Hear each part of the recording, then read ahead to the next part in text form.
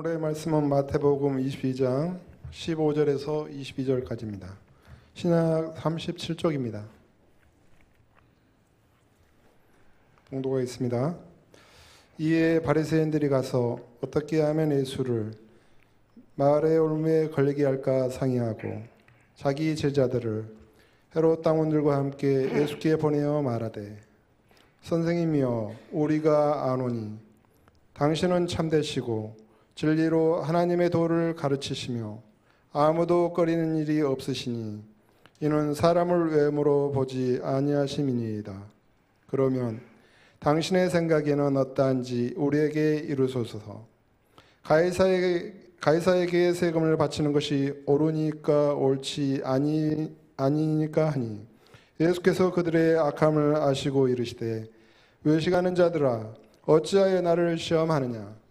세금 낼 돈을 내게 보이라 하시니 데나리온 하나를 가져왔거늘 예수께서 말씀하시되 이 형상과 이 글이 누구의 것이냐.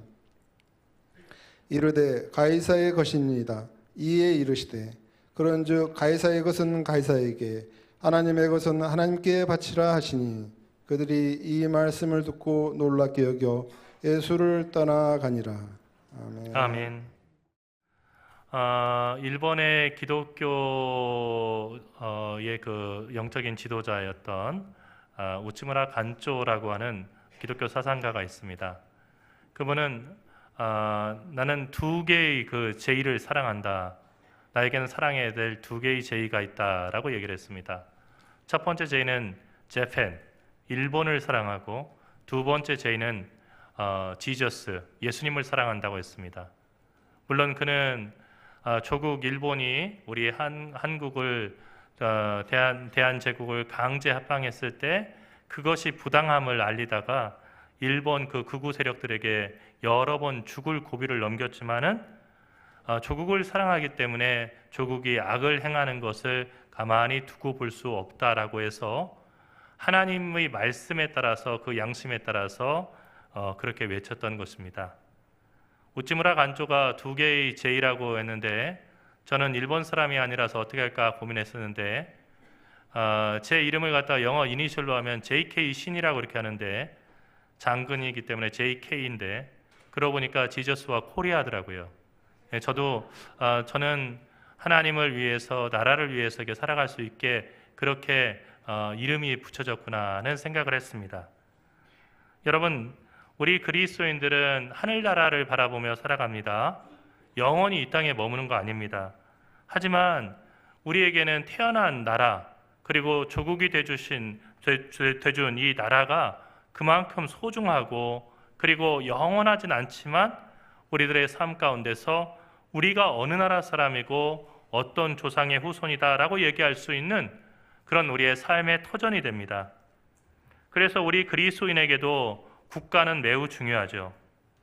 그러면 그리스도인이 세속의 국가와 어떤 관계를 맺어야 할까라고 하는 이런 질문이 나올 때마다 자주 인용되는 본문의 말씀이 있는데 그것이 바로 오늘 우리가 읽은 말씀입니다. 오늘 말씀은 예수님께서 바리새인들의 질문에 대한 대답으로 주신 말씀인데 그 말씀에 담겨있는 원칙, 그리스도인과 세속 국가의 관계의 원칙은 가이사의 것은 가이사에게, 하나님의 것은 하나님에게 라고 하는 것입니다. 여기서 가이사라고 하는 것은 케사르 또는 시저를 의미하는 것입니다. 그러니까 로마 황제 시저를 얘기하는 거죠. 이것은 마치 우리가 가이사의 것은 가이사에게 하나님의 것은 하나님께 라고 하는 말씀을 언뜻 생각하면은 가이사가 통치하는 영역이 따로 있고 하나님이 다스리는 영역이 따로 있으니 각각의 영역을 존중하며 살면 된다. 그리고 두 개의 국가의 의무를 다하면 된다라고 하는 뜻으로 읽힐 수 있겠지만 사실 이 말씀은 그렇게 간단한 그런 말씀이 아닙니다. 왜냐하면 우리는 무엇이 가이사의 것이고 무엇이 하나님의 것인지를 명확하게 이해하지 못하고 자주 오해하기 때문입니다. 가이사의 것은 가이사에게, 하나님의 것은 하나님께 바치라는 말씀은 본래 바리새인들의 교활한 질문에 대한 예수님의 대답이었습니다. 어느 날 바리새인들이 예수님을 찾아와서 마치 대단히 궁금한 것처럼 예수님께 질문을 던졌습니다. 그 질문은 가이사에게 세금을 바치는 것이 옳으니까 옳지 아니하니까 하는 질문이었습니다. 질문은 배움의 좋은 방법입니다. 한 학생이 한 주제에 대해서 어떤 질문을 던지는가를 보면 그 학생의 배움의 깊이를 알 수 있습니다. 우리 한국의 학부모들은 오늘 학교에서 뭐 배웠어? 오늘 학교에서 친구들하고 안 싸웠어? 이런 질문을 많이 던진다고 하지요. 그리고 시험이 있는 날은 오늘 몇 점 맞았어? 이 질문을 그 자녀들에게 가장 많이 던진다고 합니다. 하지만 유대인 부모들은 이 질문 대신에 정말 많이 입버릇처럼, 그리고 유대인 부모가 학교 갔다 오는 자녀들에게 뭔가를 질문하면은 뭐 이런 질문이겠지라고 하는 그 질문이 있는데, 그것은 오늘 학교에서 어떤 질문했어? 라고 하는 그런 질문입니다. 그러니까 아이가 뭘 배우고 왔냐? 이거보다 더 중요하게 생각하는 것이 너가 오늘 수업 시간에 어떤 질문을 던졌지? 이것을 중요하게 본다는 거예요. 그래서 유대인들은요, 날 때부터 변호사가 될 수 있는 그런 DNA가 있어요. 유대인 변호사들이 많지 않습니까? 미국에도. 왜 그러냐면요, 유대인들은 모든 것을 질문과 토론을 통해서 배우게 해요. 심지어는 예루살렘 대학이라고 하는 이스라엘 최고 명문대의 그 도서관을 가도요, 그 도서관이 돛대기 시장 같아요. 도서관은 조용해야 되는 거 아닙니까? 옆에 사람이랑 떠들면 안 되잖아요. 그런데 그네들이 배우는 방식은 어떻게 되냐면요, 둘씩 짝을 지어서 한 주제에 관해서 소리 높여서 계속해서 주장하면서 반대 주장을 갖다가 계속하면서, 그러면서 그 과정을 통해서 배우는 거예요. 그래서 도서관이 조용할 때가 없고요, 도서관이 왜 이렇게 시끄러울까 이렇게 생각하는 것 자체가 그 사람들에게는 이상한 거죠. 질문을 잘 던질 수 있다는 건 참 중요한 겁니다. 하지만 모든 질문이 다 선한 질문은 아니지요. 진리를 알기 위해서 던지는 질문은 우리를 성숙하게 하지만 남을 걸려 넘어지게 하기 위해서, 그리고 또 남을 힘들게 하기 위해서 던지는 그런 질문이 있습니다. 그런 질문은 우리의 영혼을 갉아먹고 그 질문을 받는 사람의 영혼도 갉아먹는 것입니다. 그것은 바로 악한 의도를 가지고 남을 올무에 걸리게 하기 위해서 던지는 질문이기 때문이죠. 바리새인들은 예수님께 찾아와서 예수님을 어떻게 하면은 말실수를 해서 올무에 걸리게 할까 하는 그 관심만을 가지고 예수님께 질문을 던졌습니다. 그러니까 질문의 답에 관심이 있는 것이 아니고 예수님이 어떤 말을 하든지 예수님을 책잡아서 예수님을 정치범으로 그렇게 넘기려고 하는 의도가 있었습니다. 실제로 예수님께서 달리신 십자가는 우리에게는 대속의 그 상징이지만은 죄인들 가운데서도, 로마의 죄인들 가운데서도 황제에게 대항하려고 했었던 쿠데타를 일으킨 그런 죄수들에게만 주는 특별한 형틀이었습니다. 그러니까 이런 도둑들이나 강도들, 어지간한 사람들은 거기에 달리지 못하고요, 예수님 주변에 두 강도가 있었다고 하는 것은, 그것은 옛날에 우리 일제 강점하에서 독립군들을 불량선인 또는 강도라고 불렀던 일본 사람들과 같은 그런 의미에서 강도라고 부른 거예요. 그러니까 예수님 주변에 있었던 두 강도는 유대의 독립을 위해서 무장 봉기했던 그런 사람들이라는 겁니다. 로마 사람들은 십자가에 한 번에 2,000명의 유대인들을 예루살렘에 다른 적도 있었습니다. 2,000개의 십자가가 동시에 달렸다고 하니까 여러분은 얼마나 끔찍했겠습니까?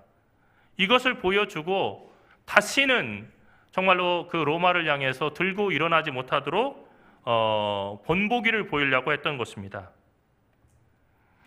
예수님께서 십자가에 달리셨다는 것은 그럼에도 불구하고 예수님은 로마 사람들의 눈이나 아니면 바리새파 사람들의 눈에는 구주가 아니라 정치범으로 보였다는 것을 의미하고, 또 그분의 죽음이 정치범의 그 사형으로 끝났다는 것을 의미합니다. 물론 우리가 믿음 안에서는 예수님은 이 세상의 구주시고 사람들은 예수님을 오해했다는 것을 알고 있고, 그리고 예수의 죽음의 의미도 그들이 생각했던 것처럼 완전한 실패가 아니라 우리를 살리시기 위한 하나님의 구원의 길이었다는 것을 우리는 고백하고 있습니다. 오늘 이 사람들이 예수님께 던진 질문이 가이사에게 세금을 바치는 것이 옳으니까 옳지 않으니까 라고 하는 질문이었습니다. 예수님은 모든 시대의 사람들이 간절히 기다리던 메시아이셨고, 그리고 오늘 우리도 기다리고 있는 메시아십니다. 여러분, 꿈에라도 그런 예수님을 직접 만나서 한 30분이라도 대화를 나눈다고 한다면 얼마나 영광스러운 그런 일이 되겠습니까? 꿈에 예수님을 보시는 경우들이 있죠. 그래서 예수님과 대화를 하고 그 감격스러운 순간을 정말로 이렇게 기쁨으로 이렇게 보내는 그런 그 성도들의 그 경험들이 있습니다. 그런데 이런 예수님을 만난다는 거, 직접 본다는 것은 여태까지 기독교 2000년의 역사를 통해서 약 30여 년, 33년 동안 짧은 기간 동안에 팔레스타인에 살던 사람들에게만 허락됐던 특권인데, 이런 특권을 가지고 이 사람들은 예수님을 올무에 걸려 넘어지게 하는 악의적인 질문을 던짐으로써 그 소중한 기회를 낭비한 겁니다. 여러분, 워렌 버핏이라고 하는 세계적인 투자자와 식사 함께 하는데 수억 원을 내야 된다고 합니다. 물론 그 돈 받고 그것을 자기가 주머니에다 넣는 것이 아니고, 워렌 버핏은 항상 자기와 투자 조언을 받기 위해서 식사했던 그 돈, 그것은 마치 정말 그 자선 사업을 하는 것처럼 가난한 이웃들을 위해서 100% 쓴다고 합니다. 그런데도 불구하고 이 워렌 버핏과 식사하는 것이 약속 잡기가 너무 힘들다는 거예요. 1시간 얘기합니다. 여러분, 밥 먹으면서 1시간은 풀로 얘기한다고 하더라도 얼마나 많은 얘기를 하겠어요. 근데 그 짧은 시간 워렌 버핏에게 투자 조언을 받는 것, 이것이 정말로 그 돈을 낼 만한 가치가 있으니까 사람들이 줄 서가지고 식사하기를 바라는 겁니다. 근데 밥값도 워렌 버핏이 그 정도 수억 원을 받았으면은 좀 자기가 낼 만한데, 밥값도 그 약속을 잡은 사람이 내야 되는 거예요. 그런데도 불구하고 사람들은 워렌 버핏을 만나서 자기의 자산을 불릴 그 방법을 조언받기를 원합니다. 이 시간에 아끼겠죠. 그런데 여러분, 이 워렌 버핏과 비교할 수 없는 정말로 영생을 얻는 그 길을 알려주실 수 있고, 그리고 이 삶이 영원해질 수 있는 유일한 길을 보여주실 수 있고, 특별히 단순히 조언하는 것뿐만이 아니라 그 길이 되시는 분하고 만났는데, 그때 던진 한마디 질문이 뭐냐면, 가이사에게 세금을 바치는 것이 옳습니까? 옳지 않습니까? 하는 시시한 질문이었습니다. 이 질문이 올무인 이유는 예수님 당시 유대가 로마의 식민지였기 때문입니다. 즉, 우리나라가 일제 강점됐던 그 시대를 생각해 보면 이 말씀이 어떤 의미인지를 알 수 있습니다.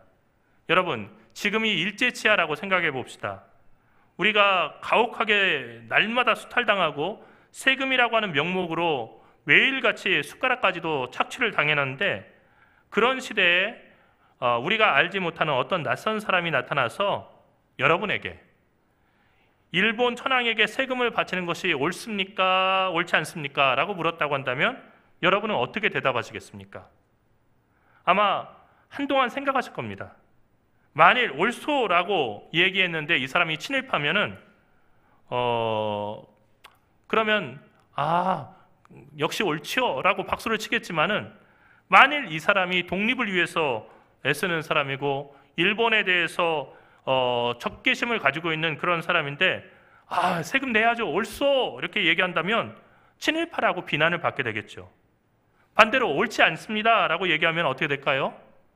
옳지 않습니다 라고 한다면 그 사람이 정말로 독립을 위해서 싸우는 사람이라면 당신 생각이 바르시군요 하고 칭송을 받겠지만은, 만일 친일파가 그 질문을 던졌다고 한다면 일제에 반대하는 불령선인이라고 고발당해서 모진 고문과 감옥살이를 했을 것입니다.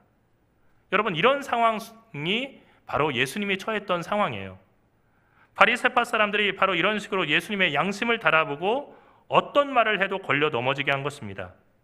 그래서 예수님은 그 바리새인들의 의도를 꿰뚫어 보시고 그들을 꾸짖으시며 말씀하시기를, 외식하는 자들아, 겉만 그럴싸하게 꾸미는 자들아, 어찌하여 나를 시험하느냐라고 말씀하셨습니다. 본질을 꿰뚫어 보신 거죠. 사람이 짓는 모든 죄는 악한 생각에서 나온 결과물입니다. 사람의 생각은 선할 때는 정말 천사와도 같지만은 악할 때는 만물보다 거짓되고 심히 부패한 것은 사람의 마음이라고 하는 예레미야의 말처럼 가장 더럽고 가장 악취나며 그리고 가장 정말로 끔찍한 것이 사람의 마음이 됩니다. 악한 생각은 제 아무리 열심 있는 행동이라도 그 모든 행동을 악한 것으로 만듭니다. 예수님이 이 의도를 다 꿰뚫으시고 세금 내는 돈을 내게 보여라 얘기하셨습니다. 세금 낼 돈을 내게 보여라. 이게 무슨 얘기일까요? 예수님 당시에는 성전에서 헌금을 드릴 때 쓰는 돈이 따로 있고 세금 낼 때 쓰는 돈이 따로 있었습니다. 왜냐하면 세금을 내는 돈은 로마의 식민지 지배를 받기 때문에 로마의 데나리온이라고 하는 은화를 썼는데 그 데나리온에는 황제의 얼굴과 문구가 새겨져 있었기 때문에 이 돈을 성전에서 사용할 수 없었던 것입니다. 세금 낼 돈을 내게 보여라 하니까 누군가 하나가 데나리온 하나를 가져와서 내밀었습니다. 예수님께서는 그 동전을 드시고 사람들에게 보여주시면서 말씀하셨습니다. 여기 이 동전에 새겨져 있는 형상과 이 글이 누구의 것이냐? 데나리온은 앞서 말했던 것처럼 로마의 화폐였기 때문에 그 화폐에는 가이사, 케사르 또는 시저라고 하는 로마 황제의 얼굴이 부조로 조각되어 있었고 그 얼굴 주변에는 황제 티베리우스, 신적인 아우구스투스의 존엄한 아들이라고 하는 문구가 새겨져 있었고 반대쪽 면에는 최고의 대사제라고 하는 문구와 함께 신들의 보좌에 앉아있는 황태후의 모습이 새겨져 있었습니다. 그런데 구약 성경은 아무 형상이든 새기지 말고 또 만들지 말라고 그렇게 10계명, 2계명을 통해서 가르치고 있었기 때문에 사람들은 성전에 와서 하나님께 제사를 지내기 위해서 황제의 얼굴이 새겨진 데나리온을 사용하는 대신 성전에서만 사용 가능한 셰켈이라고 하는 돈으로 바꾸어서 헌금을 해야 했습니다. 예수님은 이 데나리온을 보여주시면서 이 형상과 이 글이 누구의 것이냐고 물어보신 것이죠. 사람들이 당연하게 그리고 너무나 쉽게 가이사의 것입니다. 가이사의 얼굴이죠. 그리고 가이사가 누군지 그 설명한 글 아닙니까? 이렇게 대답을 했습니다. 그러자 예수님께서 그런즉 가이사의 것은 가이사에게 하나님의 것은 하나님께 바치라 라고 대답하셨고 질문한 사람들이 말이 막혀서 아무 말도 하지 못하고 예수를 떠나갔다라고 얘기했습니다. 가이사의 것은 가이사에게 하나님의 것은 하나님에게 했으니 가이사에게 세금 바치지 말자고 선동한 것도 아니니까 고발할 수 없고요. 그리고 하나님의 것은 하나님께 바치라고 했으니 하나님께 헌금하지 말고 가이사에게만 무조건 세금을 바치고 가이사에게만 충성해라. 우상 숭배했다고 하는 그런 공격을 받을 일도 없었습니다. 그런데 가이사의 것은 가이사에게 하나님의 것은 하나님에게라고 하는 말은 표면적으로 두 왕국을 주장한 루터처럼 우리는 이 세상의 왕국과 하나님의 왕국에 동시에 속해 있기 때문에 세상 시민의 의무도 다하고 하나님 백성의 의무도 다하라고 하는 말씀으로 이해할 수도 있습니다. 이렇게 하면 세상 나라와 전혀 충돌하지 않으면서 믿음 생활을 할 수 있을 것입니다. 하지만 조금 더 깊이 이 말씀을 살펴보면 이 말씀은 매우 혁명적인 그리고 폭발적인 발언이었습니다. 왜냐하면 여기서 가이사의 것이 가이사의 형상과 이름이 새겨진 데나리온을 이야기한 것이라고 한다면 하나님의 것은 하나님의 형상이 새겨진 어떤 동전을 얘기하는 게 아니었습니다. 왜냐하면 셰켈이라고 하는 그 동전에도 촛대가 이렇게 그려져 있을 뿐 하나님의 얼굴이나 아니면 하나님이라고 하는 단어를 거기에 새기지 않았었습니다. 하나님의 형상을 따라 지음받은 우리 인간 자체를 가리키는 것이 하나님의 것이라고 하는 말의 뜻이었습니다. 창세기에 의하면 사람은 하나님의 형상을 따라 지음을 받았죠.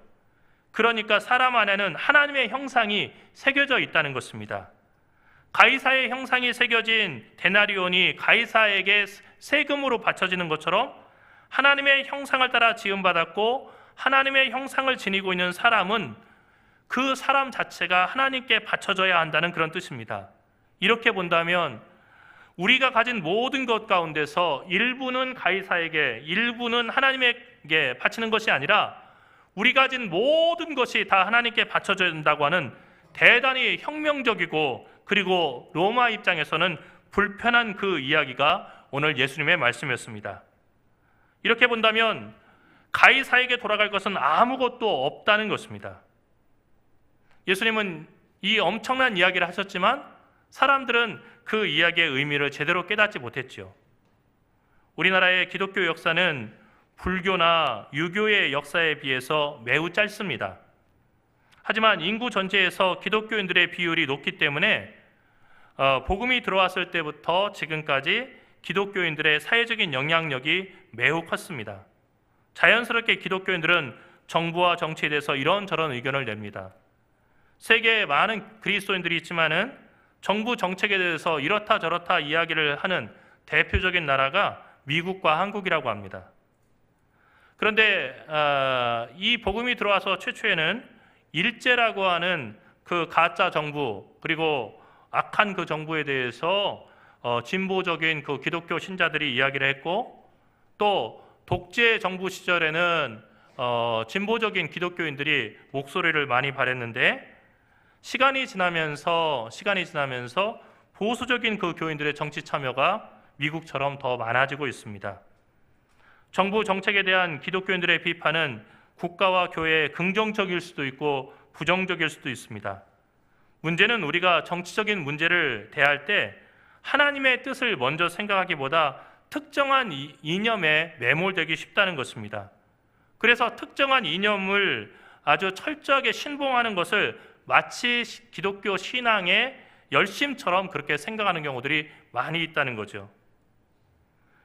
영국의 주간지 이코노미스트의 몇 년 전 실린 사설에 의하면 원래 보수라고 하는 말은 이념을 갖다가 포함하지 않는 말이라고 합니다. 그래서 정치적으로 보수라고 하는 것은 민주화 그리고 평화, 사랑 이런 그 가치들을 갖다 되게 중요하게 생각하고 인권을 중요하게 생각하는 그런 사람들을 가리키는 것이지 어떤 특정 이념을 가리키는 말이 아니었다라고 얘기를 합니다. 그런데 이에 비해서 우파라고 하는 말은 상당히 이념적인 얘기입니다. 여기에서 극우 세력이라고 하는 말이 나오는 거죠. 보수로서 나라를 사랑하는 것, 이건 정말 선한 겁니다. 그러나 극우 세력이 돼서 우리 나라만 사랑한다 할 때 그것이 일본이 보여주고 있는 극우 세력들의 모습이죠. 우리는 일본을 사랑하기 때문에 일본 사람으로서 일본을 사랑하기 때문에 그래서 정신대 문제 하나도 안 미안하고 한국을 지배했던 거 하나도 안 미안하다. 이게 누가 하는 겁니까? 극우 세력들이 하는 겁니다. 그러니까 보수와 극우 세력들은 다르다는 것이 이코노미스트의 그 분석이었습니다. 매우 우려스러운 것은 한국의 참 보수 기독교인들이 사라지고 다만 이념적인 극우 세력들이 늘어나고 있다는 것입니다. 이념이라고 하는 것은 종교적인 열정으로 절대화된 정치적인 확신을 의미하는 것인데 이 이념에 정말로 매여 있다고 하는 것, 매몰되어 있다고 하는 것은요, 신앙보다 더 중요하게 생각하는 가치가 있다는 거예요. 성경에서 얘기한 거 훨씬 중요한 그 가치를 두는 것이 아니라 이념을 하나님의 말씀보다도 더 중요하게 여기는 그런 상태가 되었다는 것을 의미하는 겁니다. 사랑하는 성도 여러분, 우리 그리스도인들은 그것이 어떤 이념이든 간에 이념이라고 하는 거짓 의식을 따라서 살아서는 안 됩니다. 거짓 의식인 이념에 사로잡힌 사람은 우선 남의 이야기를 들으려고 하지 않습니다. 다 내가 옳은 것이고 다른 사람은 다 그러다는 생각을 가지고 있습니다. 그러면서 자기는 가장 중립적이고 자기가 의롭다고 생각하죠. 그리고 자신의 생각과 다른 모든 생각은 거짓이고 음모이며 편향되어 있다라고 생각을 합니다. 이것이 왜 나타납니까? 하나님의 말씀이 우리 마음 가운데서 중심을 잡고 가장 중요한 기준이 되지 못하기 때문에 이런 현상이 나타나는 것입니다. 예수를 믿는 우리에게는 어떤 이념도 중요하지 않습니다. 오직 하나님의 나라와 그분의 의만이 중요합니다. 진보도 보수도 우파도 좌파도 다 상대적인 것입니다. 누가 보기에 진보이고 누가 보기에 보수냐는 거죠. 누가 보기에 우파이고 누가 보기에 좌파냐는 것입니다. 언론인이자 소설가였던 홍세화 씨는 우리 대한민국에는 진보와 보수가 존재하지 않고 보수와 더 보수만 존재한다고 얘기했습니다. 그나마도 앞서 얘기했던 것처럼 인권이나 사랑이나 인류의 보편적인 가치인 평화라든지 이런 것을 중요하게 생각하는 보수가 아니라 자신들의 이익을 위해서 물불을 가리지 않는 이기적인 보수만 있다는 것입니다. 그렇다고 본다면 정치의 양쪽에 있어서 진보는 선하고 보수는 악하고가 아니고 우리나라 사람들의 정치적인 일에 관심을 가지고 싸우는 모든 사람들이 바로 이런 이기적인 집단이라는 것입니다. 결국 정치권에서 각을 세우며 싸우는 진보와 보수 세력도 엄밀하게 보면 보수와 더 보수, 자기의 이익을 위해서 싸우는 이익 집단이라는 것이죠. 같은 그리스도인이라 하더라도 이념과 사상은 다양할 수 있습니다. 교회는 세상의 모든 사람들을 수용할 수 있는 하나님의 집이 되어야 됩니다. 어떠한 기준을 가지고 사람을 나눠서 안 되고 사상과 이념 때문에 그 사람을 정죄하고 쫓아서도 안 됩니다. 예수님의 제자 중에는 시몬이나 유다와 같이 유다의 무장 독립을 위해서 칼을 품고 다니는 그런 폭력적인 열혈당원들도 있었지만 로마의 앞잡이로 세금을 징수하던 과거를 가지고 있던 마태와 같은 세리도 있었습니다. 예수님은 특정 이념을 가진 사람만 예수님의 제자로 삼지 않으시고 더불어 모든 사람들을 예수님의 제자로 삼으셨고 그들의 과거가 어떠하든지 성령 받고 변화되어 하나님 나라의 백성 그리고 하나님의 자녀로 살기를 원하시면서 그들을 사랑으로 인도해 주셨습니다. 교회도 그런 곳이 되어야 합니다. 예수님께는 로마 제국도 유대의 독립도 민족주의도 정치적인 메시아도 중요하지 않았습니다. 5,000명의 사람들이 보리떡 5개와 물고기 2마리를 먹고 나서 사람들이 이분이라고 한다면 우리를 로마로부터 독립시킬 수도 있겠다. 이분이 리더로 나간다면 큰 혁명에서 성공할 수 있겠다라고 생각했을 때 예수님께서는 그 자리를 피하셨던 것을 우리는 잘 알고 있습니다. 하나님의 나라와 의를 떠나서 다른 어떤 것에 목을 매는 것은 우상 숭배였기 때문입니다. 오직 하나님의 나라와 의만 생각하고 하나님의 말씀대로 하나님을 사랑하고 이웃을 사랑하면서 용서하고 화해하고 그렇게 살아가는 것이 바로 예수님의 삶이셨고 예수님을 따르는 제자들, 십자가를 지고 예수의 뒤를 따라오는 그 사람들에게 요구하신 삶이었습니다. 우리 한국의 기독교는 독재와 싸우면서도 이 땅의 민주주의 정착을 위해서 큰 기여를 했지만 그리스도인은 민주주의의 가치와 함께 민주주의의 한계도 아는 사람이 되어야 됩니다. 그리스도인은 어떤 이념이든지 절대적인 것으로 생각하지 않습니다. 그런데 불행하게 우리의 한국 교회의 역사를 보게 되면 특정 이념에 지나치게 매몰되면서 해서는 안 될 그 만행에 우리 기독교인들이 앞장서고 그래서 역사 가운데서 오명을 남겼던 그런 일이 있었습니다. 여러 가지 사례가 있겠지만은 저는 가장 대표적인 것이 1948년 4월 3일부터 1954년 9월 21일까지 제주도에서 발생한 무고한 양민들을 학살했던 제주도민 4.3 그 항쟁, 그 당시에 그 수많은 학살에 그리스도인들이 앞장섰다고 하는 그 면을 함께 우리가 좀 나누고 오늘 말씀을 마치고자 합니다. 여러분, 이때 무고한 양민들을 학살하는데 앞장섰던 그리스도인들은 극우 반공단체인 서북청년회라고 하는 모임이었습니다. 이 서북청년회는 영락교회 교인들이 주축이 됐던 모임입니다. 지금도 명동에 가면 명동 성당 바로 옆에 영락교회가 있죠. 그리고 그 규모와 역사를 갖다가 자랑하면서 우리 한국교회의 대표처럼 이야기를 하고 있습니다. 하지만 1946년 11월 30일 서울 YMCA 강당에서 이 교회의 청년들과 그리고 장년들이 서북청년회라고 하는 것을 창설했습니다. 서북청년단가는 영락교회 담임 목사인 한경직 목사가 지었고 서북청년 감찰부장이 바로 우리에게 시라손이로 알려져 있는 이성순이라고 하는 영락교회 집사였습니다. 나중에 장로님이 되시기도 했었죠. 4.3 발발 이후 서북청년회원 500명이 자원에서 토벌대로 투입이 됐습니다. 이들은 군인도 아니었고 경찰도 아니었습니다. 그런데 자청에서 토벌대로 자기들이 제주도에 간 것입니다. 제주도에 도착한 서북청년회는 아무런 기초적인 자료나 근거도 없이 제주도 전체 도민이 27만인데 그 중에서 8만 명이 남로당원이라고 아예 규정을 해버렸습니다. 제주도의 청장년들을 그 다음부터 닥치는 대로 무단 검거하고 구타하면서 민주진영 지도자들을 내놓으라고 다그쳤습니다. 그 과정에서 민간인을 상대로 한 고문과 구타가 공공연하게 자행됐고 고문에는 도끼, 방망이는 물론 총기와 폭탄까지 동원됐습니다. 당시에 그 증언과 기록을 보면 다음과 같습니다. 제가 설교를 준비하면서 이 자료를 보고 너무 정신적인 충격을 받았는데 이것을 그대로 다 전해드릴 수는 없겠다 생각돼서 완화하고 줄여서 그렇게 말씀드립니다.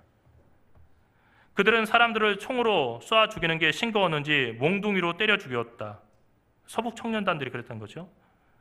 칼이나 창으로 찔러 죽였다. 밟아 죽이고 물에 빠뜨려 죽였다. 목을 베어 죽이고 허리를 베어 죽였다. 폭탄을 터뜨려 죽이고 차바퀴로 치어 죽였다. 독약을 먹여 죽이고 굶겨 죽이고 절벽에서 떨어뜨려 죽였다. 구덩이를 파괴하고 생매장도 했다. 나무에 목매달아 죽이고 나무에 묶어놓고 죽였다. 불태워 죽이기도 했다. 굴 입구에 연기를 피워 굴에 피신한 주민들을 질식사시킨 경우도 흔했다. 심지어 아버지와 아들이 서로 뺨을 때리도록 강요했다. 그러다 히덕거리며 총으로 쏴 죽였다. 여자를 강간한 뒤 죽이는 것은 부지기수였다. 그러다 낄낄거리며 총으로 난사했다. 4.3 항쟁에서 보인 서북 청년단의 만행은 우리 한국교회의 역사에서 지워질 수 없는 원죄입니다. 왜 이런 일이 일어났습니까? 특정 이념과 교회의 신앙을 동일시하면서 그랬던 것입니다.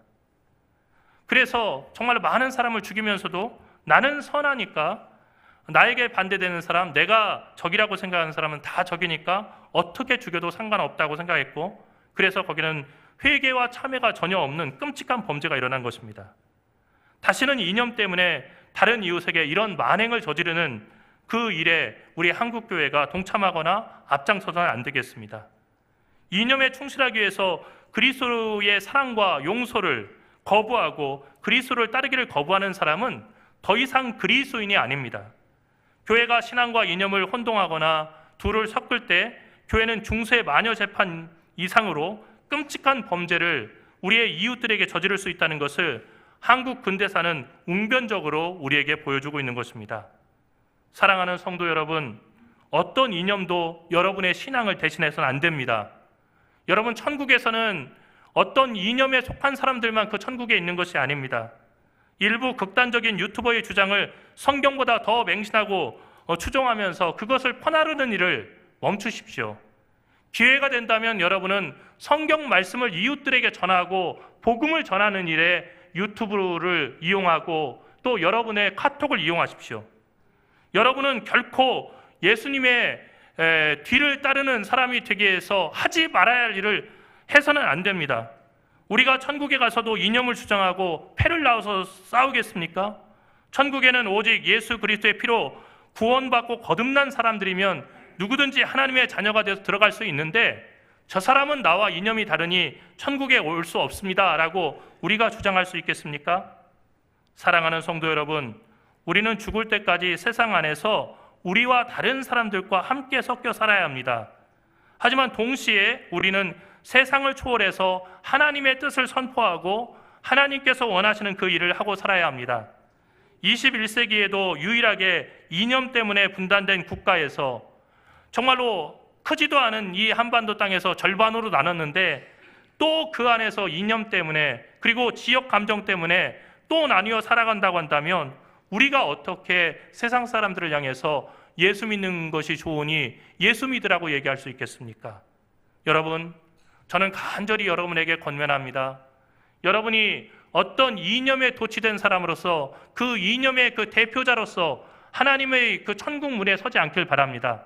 다만 구원받고 그리고 죄를 용서받은 하나님의 자녀로서 천국문을 두드리고 자비하고 사랑을 베풀었던 하나님의 자녀다운 자녀로서 천국문을 두드릴 수 있기를 간절히 바랍니다. 우리 꼭 그렇게 됩시다. 기도합시다. 사랑하시는 하나님, 은혜와 사랑을 감사합니다. 하나님, 우리를 이 세상에 보내신 것은 어떤 이념에 사로잡혀서 서로를 미워하고 서로를 정죄하며 서로를 심판하라고 보내신 것이 아니라 바로 하나님의 용서와 사랑을 받아들이고 그 사랑과 용서로 세상을 치유하라고 보내신 줄 믿습니다. 우리로 하여금 신앙이 아닌 다른 이념을 신앙처럼 생각하며 맹신하며 저지르는 모든 악으로부터 우리를 구원하여 주시옵시고 오직 예수 그리스도의 마음을 품고 그리스도의 겸손함을 따라서 살아가게 인도하여 주시옵소서. 사랑하신 예수 그리스도의 이름으로 간절히 기도리옵나이다.